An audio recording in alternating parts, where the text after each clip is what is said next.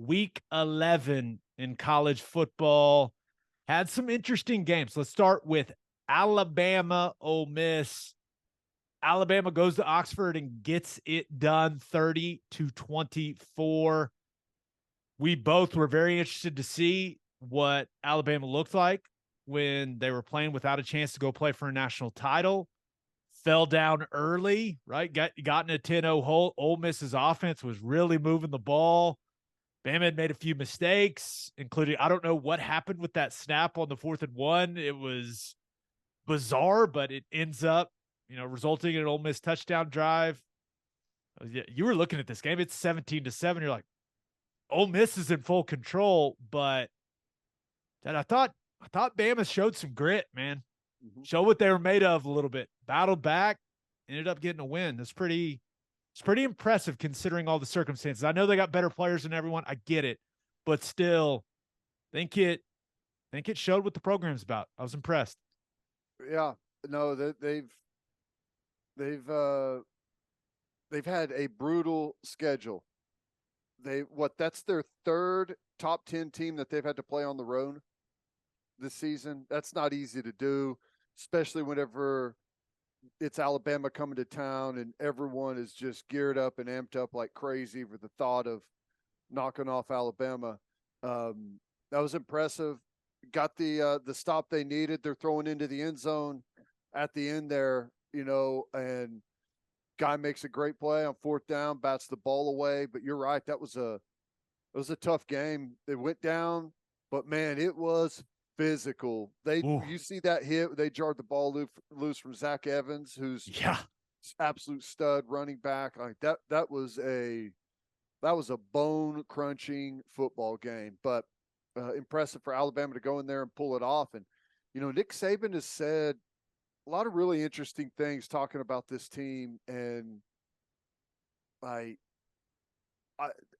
think there's some. It's obviously they're in a different position than Oklahoma is, but I think to see him kind of turn into a little bit more of a motivator, and he's talking about we need to figure out a way to work on building on our strengths and building on the good things that we've done and not tearing everything down and focusing on all of the mistakes. And he's talking about that's both coaches, players, fans, everyone involved. And I don't know, it just kind of, it's rare to see him talk like that. It just kind of hit home with what we're going through.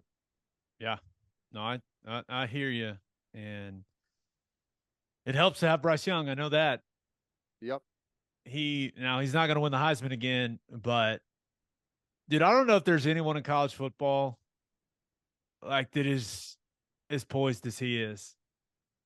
It's like there's just all kinds of shit happening around him, and he just gets out of it, finds a little space, just throws a dart down the field. His ability to get out of trouble, extend plays with his legs, and then deliver accurate throws. It's really fun to watch. Yeah. Did you see that face mask? The worst face mask I've ever seen. Hey, if you're going to get 15 yards, you might as well just go ahead and try and decapitate the guy. I love Jackson Dart's reaction. He was almost just like, wait, what just happened? That was wild. Guy's got a very flexible neck. Impressive. He does. Dallas Turner, I half expected there to be a helmet or a head in that helmet. I know it.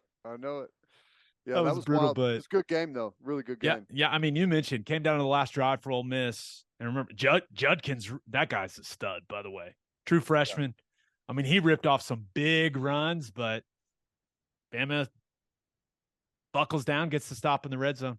So Lane Kiffin not happy, not a happy camper after that one, but a nice win for Alabama. The next game, did not see this coming. Nope. Kansas State goes to Waco and beats the absolute hell out of Baylor 31-3. And there's really no other way to put it. This was an absolute thorough ass kicking. And K-State was impressive, dominant, in fact. I mean, 100 yards more on offense, less penalties, won the turnover battle. Like anything you could think of that helps to win on the road, they did it, man. They were spectacular. And Ted, I think it's officially time. We have to issue our official Will Howard apology. No. He's awesome. I know. I mean, came in and just lit it up. I mean, Adrian Martinez got banged up early. And Will Howard comes in, and all he does is ball out once again. 19 for 27, 3 touchdowns, no interceptions. Dude was just throwing darts to Ben Sinnott there. I mean, they had no answer for Ben Sinnott there in the middle of the field at tight end for K-State. It was Will Howard just came to the game and picked him apart. He looks incredible. I know. I cannot figure Kansas State out. I don't know how they didn't do the same thing to Texas because they didn't play Will Howard. That's how. I know. If they play Will Howard, I 100% believe they win that game now. And with what I've said about Will Howard over the last year and a half or so, I understand that I'm being quite the hypocrite. But listen, my eyes don't lie to me. The guy is balling, and it should not even be close for Chris Kleiman, who he plays at quarterback moving forward. Will Howard has been lights out. Lights out. Yep, I agree. I don't know. I felt like Kansas State could go beat Baylor, but I thought Baylor was heating up at the right time, and it was going to be difficult. But it's not shocking that Kansas State could do it. That final score is shocking, but it just makes the game against Texas. I still can't wrap my head around that. I still don't think Texas is very good, but what can you say? Just play Will Howard the rest of the way. If you're Chris Kleiman, it's pretty easy at this point. Yeah, and one thing, the K-State defense that I expected to show up against Texas showed up in this game. I mean, critical interception early in the game around the goal line. They picked Shapen off. They didn't allow. Remember, they allowed chunk run after chunk run after chunk run against Texas. Well, Baylor came at them with the stretch, and they shut it down. Longest run of the day for Baylor, 14 yards.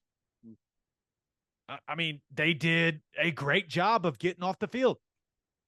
Yep. Baylor 0 for 3 on 4th downs. Remember how critical Baylor converting on 4th down was when they beat Oklahoma? I mean, Shapen was he's been unimpressive this year for me. I thought that he was going to be a difference maker for them, and he's just a guy at this point. But got the ball. I mean, Will Howard did a good job getting Deuce Vaughn the ball in space. He made some guys just look so silly in one-on-one situations in space. What's new? That's what Deuce Vaughn does. But ultimately, man, that was one of the most impressive performances we've seen this year in the Big 12. That was a thorough whooping. You think Kansas State wins out and plays in the Big 12 championship? I think they'll play Will Howard at quarterback. I think they'll smack West Virginia, and I think they'll smack Kansas. I think that,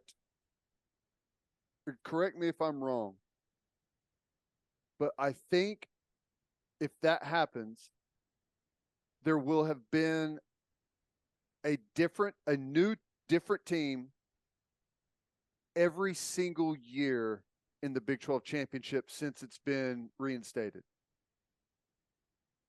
Parity, baby. The League of Parity. What was the first year? Was it 16? Sounds right. We played TCU the first year. We played, was it?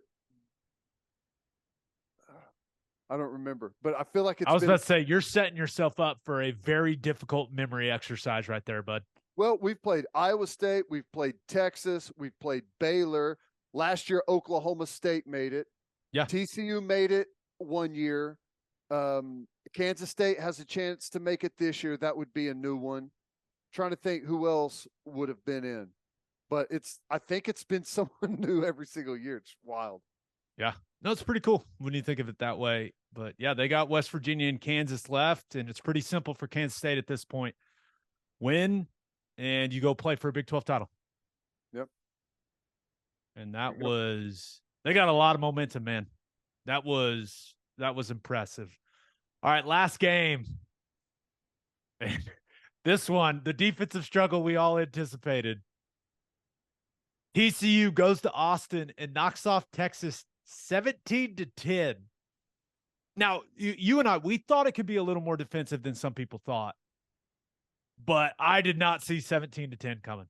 Nope. At all. And I certainly didn't see 3-0 at halftime coming. Right. Well, and here's the other thing is that I know the final score is 17-10, but that Texas got handed a touchdown really late in the game. Like they couldn't do anything offensively at all the entire game, period. Nothing. Well, Texas did not score an offensive touchdown in the game. Yeah. And a lot of people wanted to talk about how TCU's defense, they weren't that good, bend but don't break. Well, when they were on the big stage, under the bright lights, they put together a fantastic performance. Yep. I mean, to hold that Texas offense to 0 touchdowns, that's impressive. They held Bijan Robinson to 29 yards rushing, eliminated him from the game. That eliminated him, made him so ineffective that Sark just stopped calling runs. Yeah. Well, and that's the key. Like if you're going to beat a team like Texas, they've got maybe the best running back in the country, and they've got a freshman quarterback who's really struggled at times. You do everything you can to eliminate that run game and put it on the arm of the youngster. And that's what TCU did. They did it. And in this week's edition of Is Quinn Ewers Good? This week's answer is no. He was good last week. He's bad again. And I know there were some drops, right? There were some bad drops from his wide receivers, but man, he continues to just miss so many throws. I mean, so many throws. And I know that the running game wasn't getting going, but to give Bijan, like 12 carries and to have Ewers throw it 39 times, it's just not a winning formula, man. It's not. Nope. I mean, Sark's he's got to question his play calling decisions more than he's probably questioned that suit he wore before the game. I mean, what was that? I didn't see it. What it looked like a burnt orange suit or something.